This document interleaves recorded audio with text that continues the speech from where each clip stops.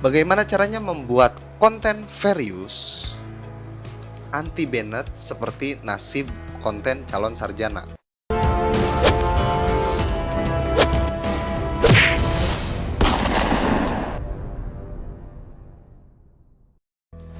Nah, di sini gue bakal masuk ke inti video. Namun, pastiin teman-teman tetap stay di video ini karena setelah teman-teman menyaksikan bagaimana caranya tips and trick membuat konten various, di sini juga gue bakal ngejelasin apa perbedaan re-upload dan various. Walaupun sama-sama mengupload konten orang lain, namun secara teknis dan realisasinya itu berbeda teman-teman. Oke, gue Agus KH, check this out.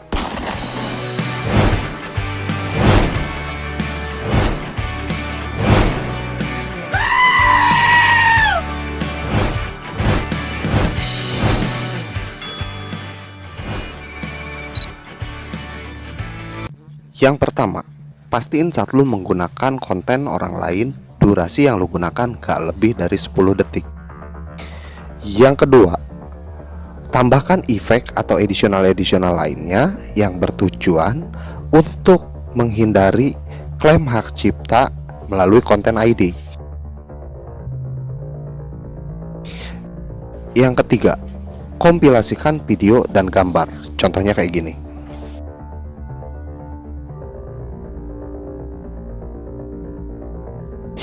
Yang keempat, lu juga harus nge-mix atau mengkompilasikan kembali video-video dari beberapa sumber tentunya, tapi masih berkaitan dengan topik yang sedang lu bahas.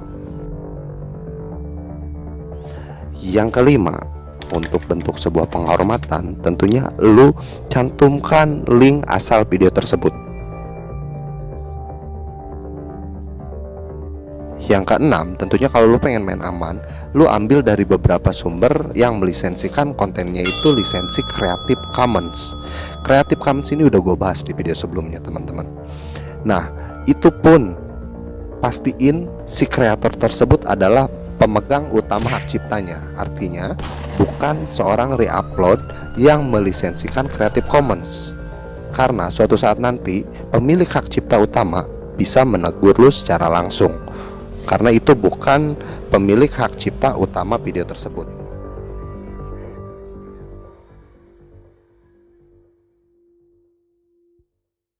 Nah, itulah tips and trick bagaimana caranya membuat konten various teman-teman. Sekarang kita mulai masuk ke pembahasan. Lalu apa perbedaan re-upload dan konten various?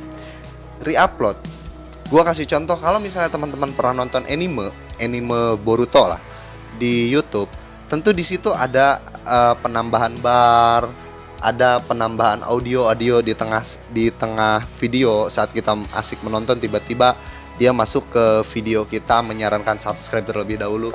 Nah, itu sebetulnya trik-trik re-uploader. Nah, konten seperti itu atau konten re-uploader dari konten berhak cipta tentu sangat jauh lebih beresiko teman-teman.